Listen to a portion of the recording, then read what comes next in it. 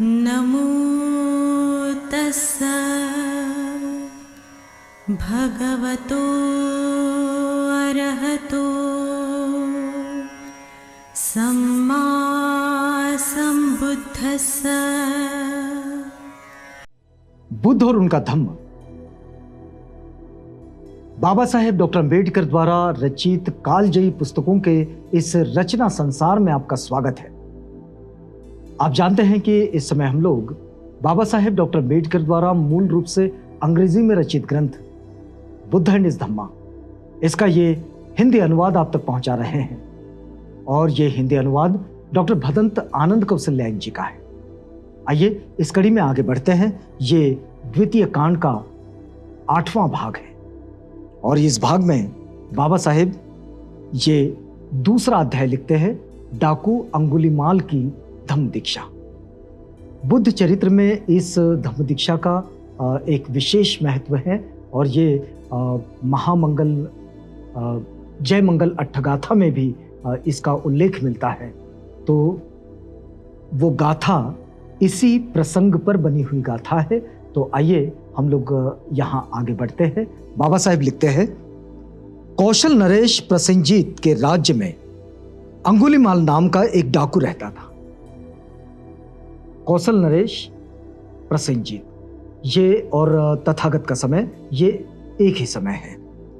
तो अंगुलीमाल नाम का एक डाकू रहता था और जिसके हाथ सदा रक्त से रंगे रहते। सदा ये डाकू अंगुलीमाल नाम से ही पहचाना जाता था और ये लोगों की हत्या कर उनकी उंगली जो है उसको काट लेता था और अपने गले में उसकी माला पहनकर घूमता था। अब देखिए, जिसका काम ही था आदमियों को सदा जख्मी करते रहना, उसकी जान लेते रहना और उसके मन में किसी भी प्राणी के लिए कोई दया नहीं थी। जैसे किसी के सिर पर खून सवार हो जाता है, डाकू अंगुलीमाल बिल्कुल वैसा ही था।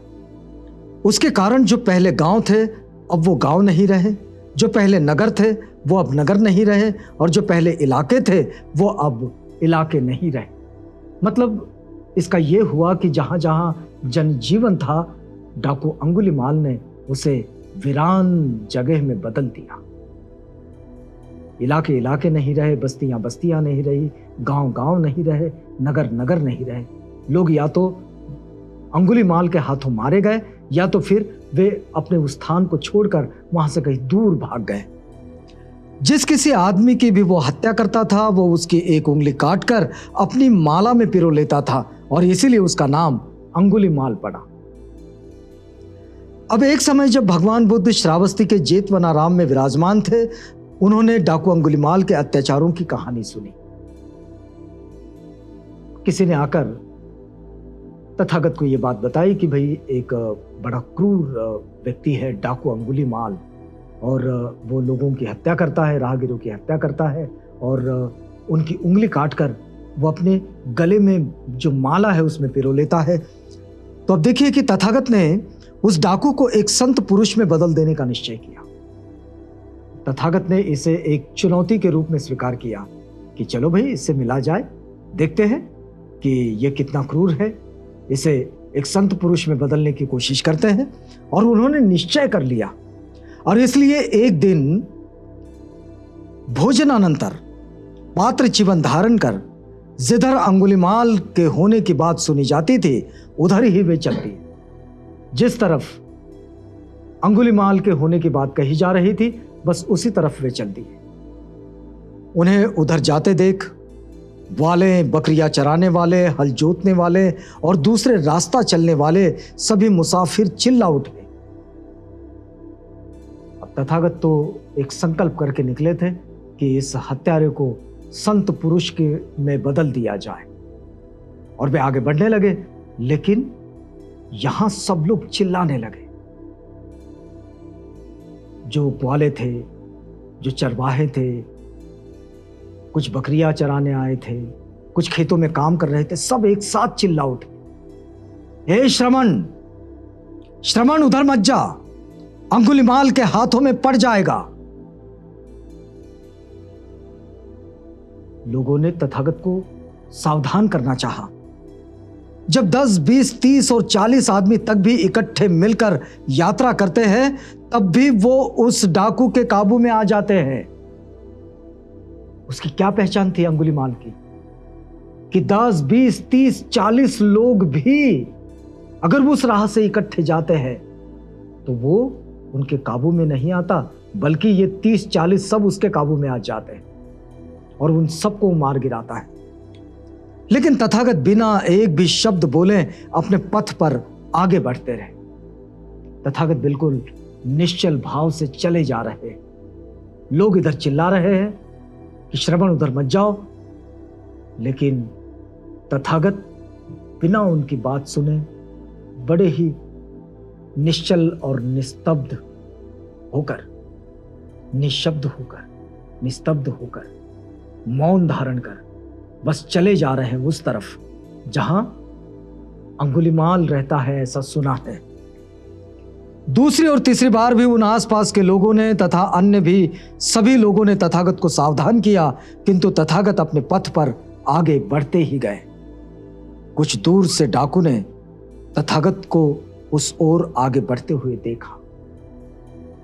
अब तथागत उसी रास्ते, उसी जंगल के उस हिस्से में चले गए जहां पर अंगुलीमाल के होने की बात कही जा रही थी। तथागत उसी तरफ जा रहे हैं। जब आगे घने जंगल की ओर गए तो अंगुलीमाल ने देख लिया। उसे बड़ा आश्चर्य हुआ, अंगुलीमाल को बड़ा आश्चर्य हुआ। आश्चर्य होने की बात ही थी कि हर कोई उसके डर से कांप कर भाग जाता था, लेकिन ये उस ओर आगे बढ़ रहा है। जब 10, 20, 40, 50 आदमी तक भी इकट्ठे मिलकर उसकी ओर आने का साहस नहीं करते, ये श्रवण अकेला ही उस ओर आगे बढ़ा चला आ रहा है। डाकू ने श्रवण की हत्या करने का विचार किया। डाकू अंगुलीमाल को लगा कि अब इस श्रवण की हत्या कर देता हूं।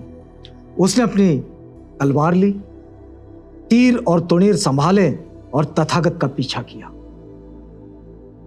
उसने अपने तीर और तुणीर संभाल लिए, हाथ में तलवार ली और बस उसकी ओर बढ़ लिया जहां तथागत आ रहे थे। तथागत अपने स्वाभाविक गति से आगे बढ़े चले जा रहे थे, किंतु डाकू अपने पूरे जोर से उनका पीछा करने पर भी उनको पकड़ नहीं पा रहा था। अब ये देखिए कि बुद्ध चरित्र लिखने वाले जो लेखक हैं, कवि हैं, वो इस तरह की बातें, थोड़ी रोचकतापूर्ण बातें वो लिखते हैं, लेकिन इसका जो सांदर्भिक अर्थ होता है वो बड़ा गहरा होता है। ये भौतिक अर्थ में समझने की इसको खास जरूरत नहीं है कि तथागत बस चले जा रहे हैं अपनी स्पीड से, लेकिन डाकू अंगुलीमाल दौड़कर भी उसका पीछा नहीं कर पा रहा है। तो बात ये नहीं है, बात ये है कि जिस ऊंचाई पर तथागत है जीवन की, उस ऊंचाई तक अंगुलीमाल नहीं पहुंच पा रहा है, जबकि तथागत अपनी सामान्य चाल से चले जा रहे हैं और अंगुलीमाल हत्याएं कर करके, दौड़ दौड़ कर हत्याएं कर रहा है। इसको मार रहा है, उसको मार रहा है, उसको मार रहा है, लेकिन जीवन के उस वास्तव को नहीं समझ पा रहा है। जीवन का वो जो वास्तव है उसे नहीं पकड़ पा रहा है जिसे तथागत पकड़ चुके हैं। उसका सांदर्भिक अर्थ ये है। तो वास्तविकता कुछ और होती है, लेकिन धर्म ग्रंथों में ऐसी बातें जो रोचकतापूर्ण लिखी जाती है उनको उसके भावनात्मक अर्थों के साथ, यानी भावनात्मक अर्थ किसके? उस कवि के, उस लेखक के, जिसने वो उसकी रचना की है, उसके, ये उसके शब्द है और ये उसकी रोचकता है। लोगों में जिज्ञासा पैदा हो, लोगों में रोचकता पैदा हो, इसलिए पाठकों की दृष्टि से भी, श्रवण करने वाले लोगों के भी दृष्टि, श्रोताओं की दृष्टि से भी इसे लिखा जाता है। तो आइए जरा आगे बढ़ते हैं। डाकू ने सोचा ये तो विचित्र बात है। डाकू सोचने लगा कि ये तो विचित्र बात है और ये बड़ी अद्भुत बात है। क्या अद्भुत है?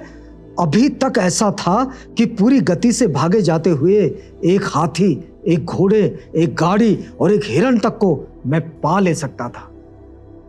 अंगुलीमाल को लगा कि मैं तो सबको पा लेता था। इतने तेज भागने वाला हिरण, मैं उसको दौड़कर पकड़ लेता था। क्या संभव है? हिरण जिस तेजी से भागता है, आदमी उस तेजी से भागकर क्या हिरण को पकड़ लेगा? ये जो कहा जा रहा है, इस बात को समझ लीजिएगा। हिरण का उदाहरण दिया है। वहां तथागत के लिए उदाहरण है कि तथागत अपनी स्पीड से जा रहे हैं, सामान्य स्पीड से, लेकिन अंगुलीमाल पकड़ नहीं पा रहा। लेकिन अंगुलीमाल किसको पकड़ लेता था? दौड़ते हुए हिरन को। अब देखिए आगे वो कह रहे हैं, अब मैं पूरा जोर लगाकर भी स्वाभाविक गति से जाते हुए इस श्रमण को नहीं पकड़ पा रहा हूं।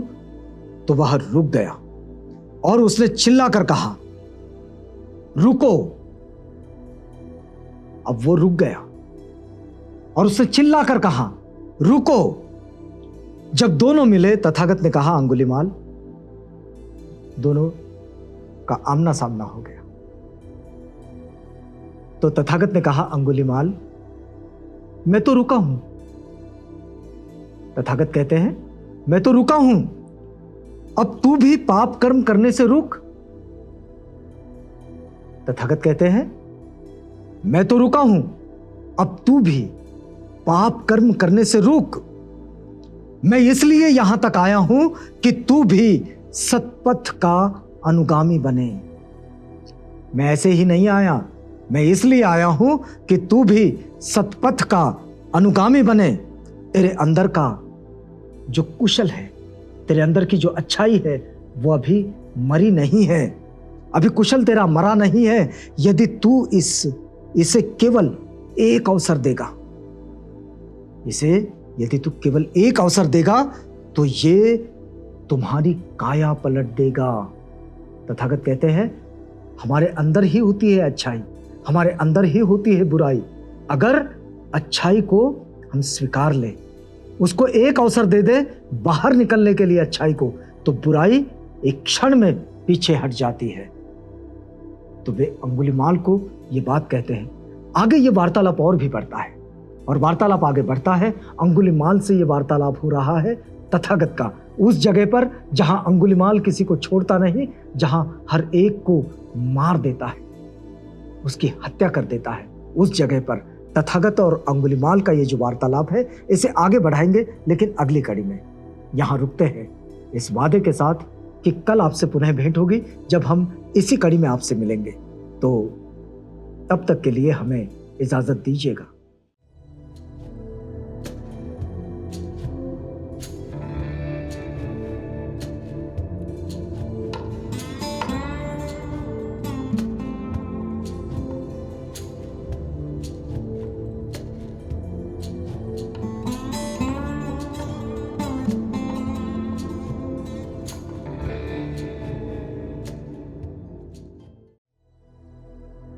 बुद्ध और उनका धम्म।